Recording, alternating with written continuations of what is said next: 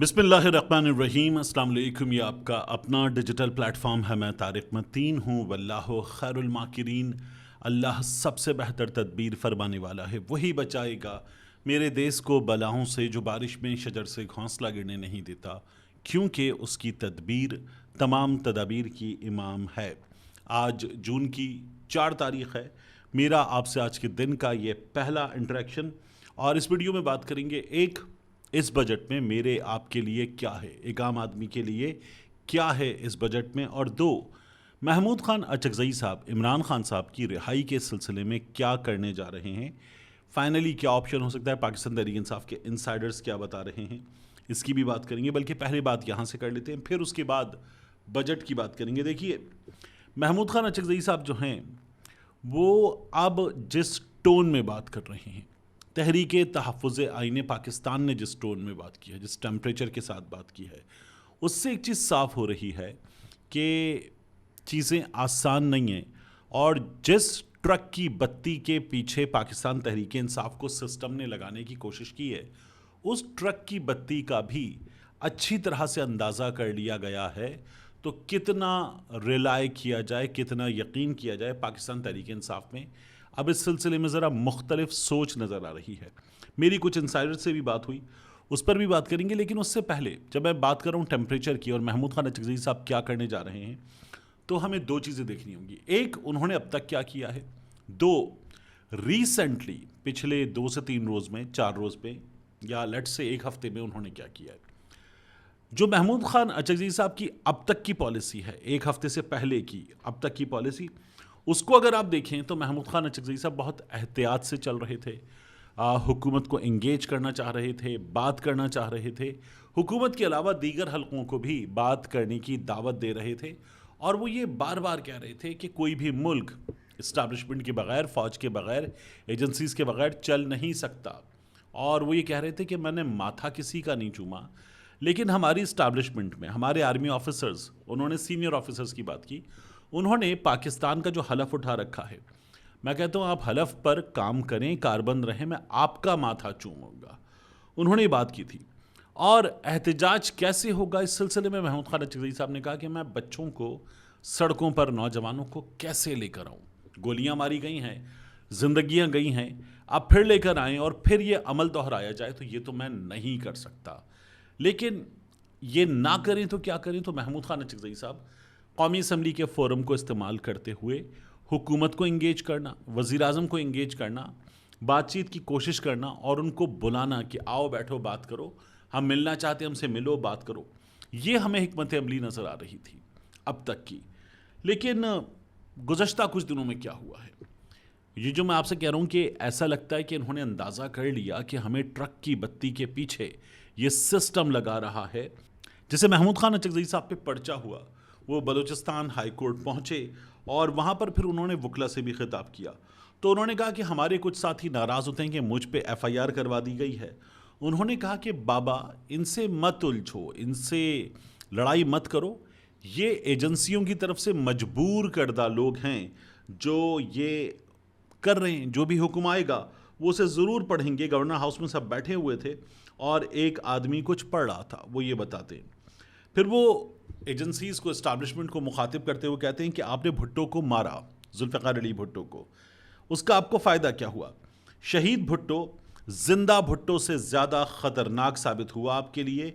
उसकी बेटी खून में लथपथ हुई और बेटों को मारा गया। अगर यही ड्रामा, अब वो इस्टेब्लिशमेंट को मुखातिब करके कह रहे हैं, आपने इमरान खान के साथ भी करना है तो बिस्मिल्लाह करें, लेकिन फिर आपको पता चल जाएगा कि इसका अंजाम क्या होगा। महमूद खान अचकज़ई साहब ये जो बात कर रहे हैं, ये सबसे बड़ी बात है। और इमरान खान साहब की रिहाई के मामले में ट्रक की बत्ती जो सोशल मीडिया कारकुन और कुछ सीनियर्स कहते हैं, वो हमें यहाँ नज़र आ रहा है कि महमूद खान अचकज़ई साहब भी इसको रियलाइज़ कर रहे हैं और ख़तरा कितना ज़्यादा है, इमरान खान का मुमकिना अंजाम क्या हो सकता है।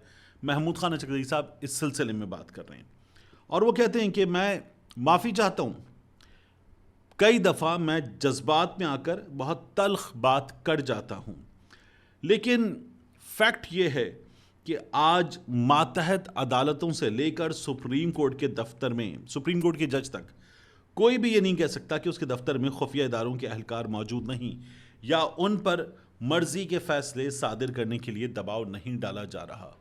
وہ یہ کہتے ہیں کہ اب بھی خفیہ ادارے ہمارے وہ دباؤ ڈال رہے ہیں ججز پر، کیا کرنا ہے، کیسے کرنا ہے، کس کو سننا ہے، کس کو نہیں سننا۔ محمود خان اچکزئی صاحب یہ بتا رہے ہیں۔ پھر وہ کہتے ہیں کہ انتخابات ہو رہے ہیں ملک میں، 2024 کے حالیہ انتخابات میں جو ہوا دنیا میں کہیں بھی اس کی مثال نہیں لا سکتے کہ جس پارٹی سے یہ خطرہ ہو کہ وہ الیکشن جیت جائے گی تو اس کے انتخابی نشان پر پابندی لگا دی جائے، وہ بھی عدالت کے ذریعے۔ یہ محمود خان اچکزئی صاحب بات کر رہے ہیں۔ ویسے پاکستان تحریک انصاف نے اس کے باوجود بھی جو ریزالو شو کیا وہ مثالی ہے۔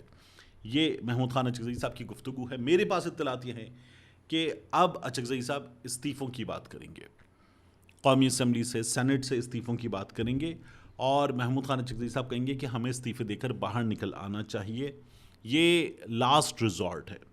پاکستان تحریک انصاف، تحریک تحفظ آئین پاکستان اور سنی اتحاد کونسل وغیرہ ملا کر یہ لاسٹ ریزورٹ ہے۔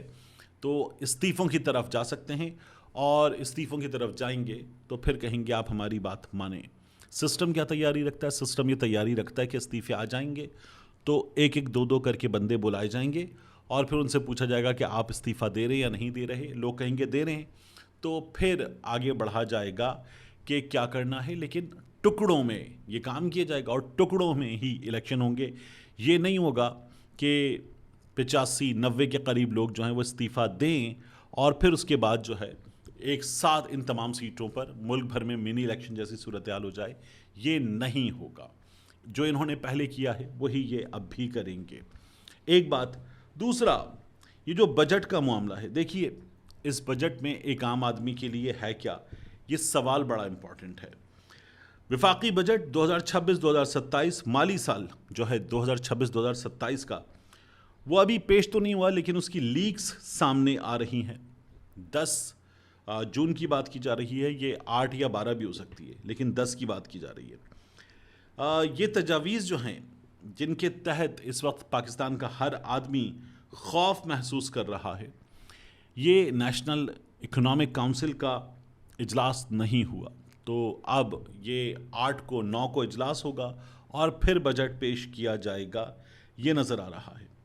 Primary surplus G D P کا 2% پروگرام آئی ایم ایف کا ہے، تو سخت اسٹرکٹ فسکل ڈسپلن اس کا مظاہرہ کرنا ہوگا پاکستان کو، اور ہدف جو ہے وہ پچھلے قرضوں سے سود کا، وہ فسکل ایئر 2026-27 بجٹ کا تقریباً آدھا حصہ ڈیٹ سروسنگ یہ ان پر چلا جاتا ہے۔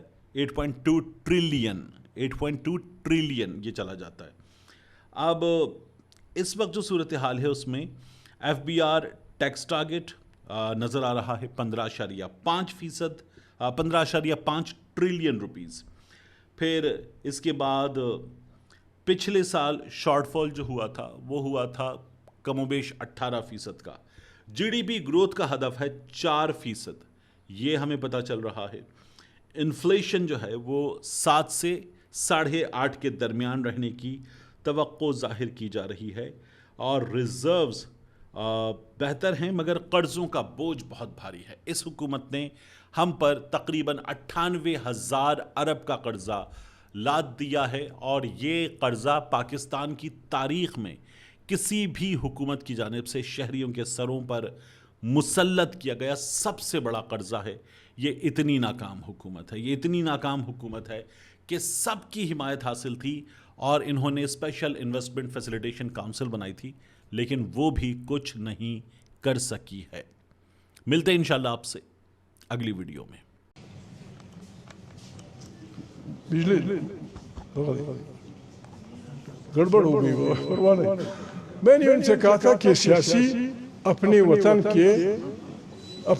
کے مفادات کے بچاؤ کے لیے جب حکومت بھی وہ غرض نہ رکھے، فوجیں بھی غرض نہ رکھے، ملیشیا بھی غرض نہ رکھے، پولیس بھی غرض نہ رکھے، تو ہمارے پاس صرف ایک ہی راستہ ہے۔ میں نے یہ کہا تھا لوگوں سے کہ ہماری سیاسی جدوجہد کے لیے مہربانی کریں، پشتون اپنے گھر کا ایک بچہ ہمارے حوالے کریں۔ یہاں سے انہوں نے لکھا دیا جی محمود وہ بنا رہا ہے. گڑبڑ نہ کریں، گڑبڑ نہ کریں ہم معلومات رکھنے والے لوگ. ڈپٹی کمشنرز کلرک، اس میں ہمارے بچے ہیں، پشتون براوی بچے بیٹھتے ہیں، ان میں جو آپ کہتے ہیں ہمیں پتہ چلتا ہے. آپ نے بہت اہم میٹنگ میں آپ نے لوگوں سے کہا ہے کہ قبائلی لوگوں کے لشکر بناؤ. بڑے لوگوں نے، میں الزام نہیں، میں واضح کہتا ہوں، آپ لوگوں نے اہم میٹنگوں میں لوگوں کو کہا ہے کہ اپنے اپنے علاقے میں قبائلی لشکر بناؤ. یہ اتنی بڑی آرمی، ایف سی، فوج، کیا لشکر بنا رہا ہے؟ کیا کر رہے ہیں؟ یعنی لشکر کس لیے؟ خانہ جنگی کی طرف. بڑی فوج ہے آپ کی، بڑی. آپ نہیں چھوڑ رہے، آپ نہیں چھوڑ رہے. نقائص ہوں گے اس سسٹم میں، لیکن جو انگریز نے ہمیں نظام دیا ہے پولیس کا، بہت حد تک پرفیکٹ ہے. بہت چھوٹا علاقہ ہے. آپ یقین نہیں کریں گے، میں نام نہیں لوں گا، آپ یقین نہیں کریں گے. 6 مہینے پہلے، 6 مہینے یا 5 مہینے پہلے ایک آدمی آیا کہ جی یہ آدمی آپ کے علاقے کا رہنے والا ہے، فلانی جگہ کاروبار کرتا تھا، اس کے ہاں ڈاکہ پڑا. میں نے اس کو کہا کیا رہنے والے ہو؟ اس نے کہا فلانی جگہ. کیا کاروبار تھا؟ کہتے ہیں میرے سونے کی دکان ہے، میں اور میرے بچہ بیٹھے ہوئے تھے، مسلح لوگ آئے، ہمارا سب کچھ بوریوں میں باندھ کر کے، ہمارے ہاتھ پاؤں باندھ کر کے لے گئے.